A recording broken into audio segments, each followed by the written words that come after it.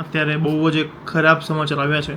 હા, ઉનાળામાં ઓઢે તો ઠંડી લાગે, શિયાળામાં એસીમાં ઓઢે તો એને ગરમી લાગે. પાપડ મૂકો તો પાપડ શેકાઈ જાય એવી હાલત છે. દોર તો મળ્યું નહીં, પણ હવે શેરડીનો રસ પીવા ઊભા રહી ગયા છે, કેમ કે ગરમીમાં ઠંડીની મજા. હા, ગરમીમાં ઠંડીની મજા. ચલો. ये क्या रहे हो तुम? ચલો ભાઈ. કઈ પીવું નહીં. Please hame a video jojo. Bharat માતા કી જય. ये बगा ये तो टसके पोणी जय बिना धमके तो लो. ગુડ મોર્નિંગ, જય શ્રી કૃષ્ણ. ન્યૂ બ્લોગમાં વેલકમ છે. તો ચાલો આજનો બ્લોગ અહીંયા સ્ટાર્ટ કરીએ. ઘરનું ઓલમોસ્ટ કામ જે અવાજવાળું કામ હતું એ ઓલમોસ્ટ પતી ગયું છે. હવે બસ ખાલી બધું ફિટિંગનું કામ બાકી છે. તો એટલે બ્લોગ આપણા પ્રોપર એના એ ચાલુ રહેશે. અને અત્યારે હું નર્સરી જઈએ છીએ, એક વેક્યુમ ક્લીનર લેવાનું છે, પછી સીડી લેવાની છે. તો લેવા માટે એક શોપ છે જ્યાં બધી ઓનલાઈન વસ્તુઓ મળે છે, તો ત્યાં જઈએ છીએ. તો ચાલો લોકો બની આવ્યો. હું ને હર્ષિલ 45 ડિગ્રીમાં ક્યારના ફરી રહ્યા છીએ અને હજી સુધી અમને બ્લોઅર વેક્યુમ ક્લીનર નથી મળ્યું. મળે છે પણ સિંગલ મળે છે. અમારે 3-in-1 વાળું લેવું છે કે જેનાથી આપણી ગાડી પણ ક્લીન થાય. એટલે હવે છેલ્લે ડીમાર્ટમાં જઈએ છીએ, ઓપ્સો મળી જાય, નહીં તો તબિયત તો બગડવાની છે એવું લાગે છે. આ જો પહોંચી ગયા અમે નિકોલ ડીમાર્ટ. દોર તો મળ્યું નહીં, પણ હવે શેરડીનો રસ પીવા ઊભા રહી ગયા છે, કેમ કે ગરમીમાં ઠંડીની મજા. હા, ગરમીમાં ઠંડીની મજા. ચલો જોતા રહ્યો. ચલો અમે ઘરે આવી ગયા. તડકો તો બાપરે અલગ જ લેવલનો. તો અમે હું નર્સરી છેલ્લા 2 કલાકથી ફરતા હતા, પણ જે લેવું હતું એ ના જ મળ્યું. મળતું હતું પણ સિંગલ વાળું મળતું હતું, ખાલી બ્લોઅર કોઈ જગ્યાએ ખાલી વેક્યુમ ક્લીનર. અમારે 2 વસ્તુ એકમાં જોતી હતી, એટલે હવે ઓનલાઈન જ મંગાવવું પડશે. ઓનલાઈન મળી જાય છે પણ 4-5 દિવસ આવે છે, તો એ જ કરવું પડશે. ચલો તો હું નર્સરી જઈએ છીએ એક ફરી કામ માટે બહાર. તડકો બહુ છે પણ જવું પડે એમ છે. નીકળે અર્ચી આવે. હા, ચાલ જઈએ. તારું ખીલ તો જો મોઢે ઉપર બહાર આ તડકામાં જાય છે, તો એ તું કેમ સનસ્ક્રીન કે લગાવીએ આપણે? પણ નહીં યાર, વધતું જ જાય છે યાર. મેં બહુ દવા લીધી. નહીં તો હું દેખાડું તમને. જો ખાલી આ જો આ કેવું થઈ ગયું છે. અને એમાં એ તું 45 ડિગ્રીમાં જો બહાર જા તો તારા સ્કિનની હાલત શું થાય. એની કરતાં જો હું કંઈક સનસ્ક્રીન આપું છું એ તું લગાય, બહુ ઇફેક્ટ કરશે. જો આ વાળી છે ને, ક્યોર સ્કિન. યસ, હું છેલ્લા ઘણા ટાઈમથી યુઝ કરું છું. તો આ લગાય. એક કામ કરીએ, શું? તારે જો આવું થઈ ગયું છે ને, તો આપણે છે ને ક્યોર સ્કિન તારી પ્રોડક્ટ બધી મંગાવી લઈએ. ઓકે, બરાબર. એટલે આ બધું થઈ જશે. અને તમારે પણ જો આવું કંઈક હોય તો હું તમને દેખાડું કે કઈ રીતે તમારે પ્રોડક્ટ મંગાવવાની છે. ઠીક છે. જો મારે જેવી સ્કિન કર્યું હોય ને, આનાથી સારી કરવી હોય તો જોજો. હાલો દેખાડું તમને. જો આ કીટ છે મારે આવેલી છે, આ બધી વસ્તુઓ છે. હવે તારે કરવાનું શું, અને તમને બધાને પણ જો તમારે સ્કિન ને હેરમાં કોઈ પ્રોબ્લેમ હોય ને, તો ક્યોર સ્કિન નામની આવી રીતે એક એપ્લિકેશન છે, ગૂગલ પ્લે સ્ટોર અને એપ સ્ટોરમાં અવેલેબલ છે. ડાઉનલોડ કરો. જેવી ડાઉનલોડ કરશો, ઓપન કરશો ને, એટલે તમારી પ્રોફાઇલમાં તમારું પૂછશે કે મેલ કે ફિમેલ, તમારી ડિટેલ્સ બધી ભરવાની. અને પછી છે ને તારું જે સ્કિનમાં શું તને પ્રોબ્લેમ છે, તારા હેર કે સ્કિનમાં, એ તને પૂછશે. એક લાઈવ ડૉક્ટર સામે હશે, એ તને પૂછશે. અને પછી તને તારો ફોટો મંગાવશે. આવી રીતે ફોટો પડી મોકલવાનો. જો મારું આ બાજુ છે ને, તો હું દેખાડી દઉં તમારા રેફરન્સ માટે. તમને ખબર પડે કે જ્યારે તમે યુઝ કરો ને તો કેવી રીતે તમારી એપ્લિકેશનમાં તમારું કેવી રીતે બધું કહેવાનું છે. તો આવી રીતે ફોટો જો મેં મારું મોકલ્યું તો સાઈડનો ને આ ફેસનો, એટલે બધું એનાલાઇઝ કરીને ડૉક્ટર તને છે ને કઈ કઈ પ્રોડક્ટ તમારે યુઝ કરવાની આવશે એ તમને આખી કીટ કહેશે. અને એ કીટ તમને પછી મોકલશે. જો આમાં આખી કીટ આવેલી છે મને. અને ક્યોર સ્કિનની સારી વાત એ છે કે પ્રોડક્ટ તો બધી સારી જ હોય છે, પણ બહાર તમે જાઓ તો તમને 400-500 રૂપિયા કન્સલ્ટન્સી ચાર્જ લે. પછી બીજા ક્રીમના અલગથી આપવાના, બીજા ડાયટ પ્લાન લેવો એના અલગથી આપવાના. આમાં ખાલી છે ને 1499 એમાં તમને આખી કીટ આવી જશે. પ્લસ તમને સપોર્ટ મળશે ડૉક્ટરનો. એ બી એવું નહીં ત્યારે કીટ લો ત્યારે જ, એના પછી પણ મળશે. અને પ્લસ આ કોડ સ્કેન કરો ને તો તમને ડાયટ પ્લાન પણ મળશે. બાકી આપણું સેટિંગ છે DEEP100. એ કોડ યુઝ કરશો એટલે 100 રૂપિયા ઓફ થઈ જશે. એટલે તમને ફક્ત 1399માં આ કીટ મળશે. જો મને શું મળ્યું છે તો દેખાડજો. એક ફેસ વોશ મળ્યું છે ક્યોર સ્કિનનો. બીજું છે સનસ્ક્રીન, જે તો હમણાં છેલ્લા 1-2 મહિનાથી બહુ યુઝ થાય છે. પછી છે બેરિયર રિસર્ચર ક્રીમ મળી છે, જે મારા અહીંયા છે મને આવી રીતે પિમ્પલ્સ હતા એના માટે. અને આ જે મળ્યું છે એ મને એડવાન્સ જેલ મળ્યું છે, જે મને અહીંયા આ ડાર્ક સર્કલ હતા ને એના માટે. તો અત્યારે બહાર જાઉં છું તો હું છે ને હમણાં સનસ્ક્રીન જો લગાવી લઉં છું. એટલે સનસ્ક્રીન કેવી રીતે આટલું લઈને ટક કરી અને પછી લગાવી દેવાનું. તો ચલો ક્યોર સ્કિનની એપ છે એ મેં ડિસ્ક્રિપ્શનમાં એની લિંક આપેલી છે. તો તમને પણ ફેસ અને હેરને લગતી કોઈ પણ સમસ્યા હોય તો નો ડાઉટ તમે ક્યોર સ્કિનની એપ ડાઉનલોડ કરો, એકવાર જરૂર ટ્રાય કરજો. બહુ જ ઇફેક્ટિવ છે. હું છેલ્લા 2 થી 3 મહિનાથી યુઝ કરું છું. આજે હર્ષિલભાઈનું મેં ધ્યાન ગયું મારું, એટલે એનું પણ મંગાવી જ લેવું છે. તમે પણ મંગાવી લેજો ક્યોર સ્કિન, લિંક ડિસ્ક્રિપ્શનમાં આપેલી છે. પણ મસ્ત ભૂખ લાગી છે, જમવા બેસી ગયા છે. જમવામાં છે ગોળ બટેકાનું શાક, કેરી, રોટલી અને ગોળ, છાશ. મસ્ત. મમ્મી લાવી છે મીઠાઈ. ચાલો હર્ષિલભાઈ દેખાડે એમ નથી, કારણ કે હર્ષિલભાઈને બહુ ગરમી લાગે ને તો શોર્ટ બટ કાઢીને બેઠા છે. દેખાડું તને? દેખાડું દેખાડું પ્લીઝ બોલ. ના બતાય પ્લીઝ, ના બતાય બોલ. ના બતાય પ્લીઝ, ના બતાય બોલ. દેખાડ દો તો કેમેરા કરું જ છું. એક ક્લિક થઈ જશે એમ. તને કહું બોલ દે. અને સમજાય તો કેમ મમ્મીનો સહારો કેમ લેવો પડે તારે? હું નબળા માણસો ઉપર હાથ નહીં ઉઠાવતો. મમ્મી સારું લે છે. બહાર નીકળે એવી પરિસ્થિતિ નથી, એટલી જોરદાર ગરમી છે. પગના તળિયા બળી જાય, પાપડ મૂકો તો પાપડ શેકાઈ જાય એવી હાલત છે. અને અત્યારે અમારે ઘરે બન્યું છે વરિયાળીનું ઠંડુ ઠંડુ શરબત. શું પીવો છો ભાઈ? શરબત. વરિયાળીનું શરબત. જો ગરમી માટે બહુ સારું વરિયાળીનું શરબત, ઠંડક આપે શરીરને. અશિલભાઈ ને ગરમી બહુ લાગે છે એટલે એણે એસી સાઈલ લઈ આવ્યો છે ક્યાંકથી. એ સાઈલ એવી જાદુઈ છે કે ઉનાળામાં ઓઢે તો ગરમી લાગે, શિયાળામાં ઓઢે તો ઠંડી લાગે.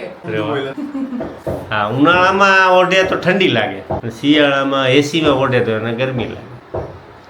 એવી સાઈલ લઈ આવ્યો છે.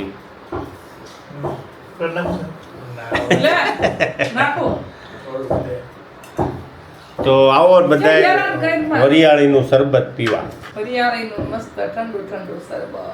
સારું પાણી જ પીવાનું વધારે. ચાલો આજ સાંજે શું બનાવવાનું છે? આજની મેનુ નક્કી નહીં, હજી શાકભાજી લેવા માર્કેટમાં જાવતી ખબર. શાકભાજી લેવા કેરી લાવવાની છે આજ, મેંગો.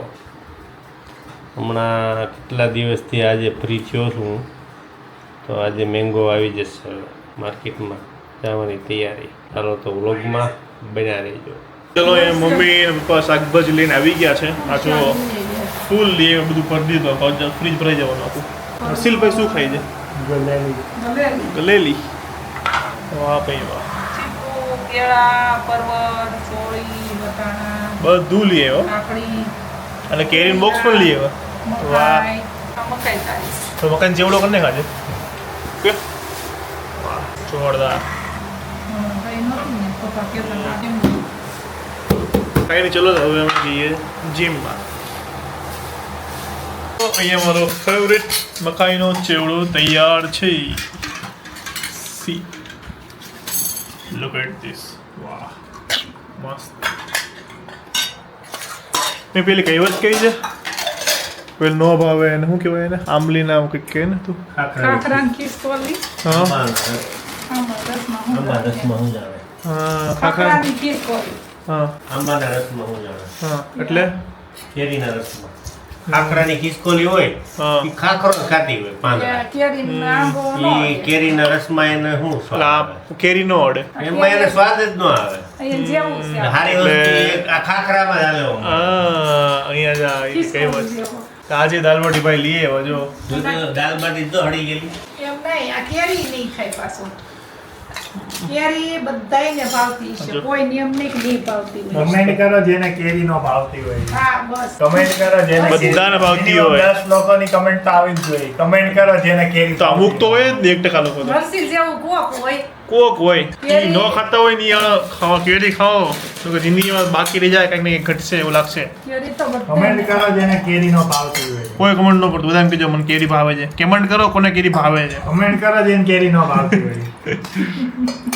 જોઈએ કોની બધા ચાલો comment ખાઈએ આવે છે. આપણે. ચલો તો વાગ્યા છે 10 અને અત્યારે બહુ જ એક ખરાબ સમાચાર આવ્યા છે કે રાજકોટમાં જે ગેમ ઝોનમાં આગ લાગી છે એક મોલમાં અને એમાં 24 લોકોનો સ્વર્ગવાસ થયો છે. એનીમાંથી 12 તો બાળકો હતા.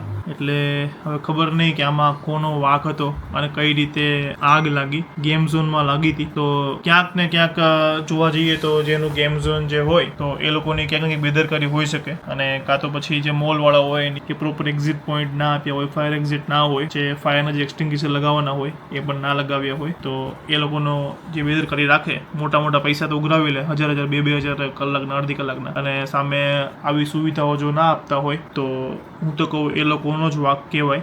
અને આમાં થશે શું કે કેસ થશે અને પછી પૈસા ખવડાવીને આ ફેસલો ત્યાં ને ત્યાં આવી જશે. જેવી રીતે સુરતમાં તક્ષશિલામાં થયું હતું એવી રીતે આમાં થઈ જશે અને આવીને હવે ચાલ્યા કરશે. એ લોકો 2,000 2,500 3,000 રૂપિયા મોટા મોટા પૈસા લેતા આવડે છે પણ આવી જો સર્વિસ આપવાની આવે, આવી બેદરકારી લીધે જો એ લોકોના કેટલાય જો માણસો ભોગ બનતા હોય તો ત્યારે ખબર નહીં એ લોકોનો જીવ કાપતો હશે કે નહીં કાપતો હોય, નથી સમજમાં આવતું. પણ બસ ભગવાન એમની આત્માને શાંતિ આપે અને જેમણે પણ એમના પરિવારના સદસ્યને ખોયા છે તો એમના પરિવારને આ બધું સહન કરવાની શક્તિ આપે. ચાલો તો આપણે આપણા ફરીથી બ્લોગ કન્ટિન્યુ કરીએ અને પપ્પા આજે કમેન્ટ રીડ કરશે.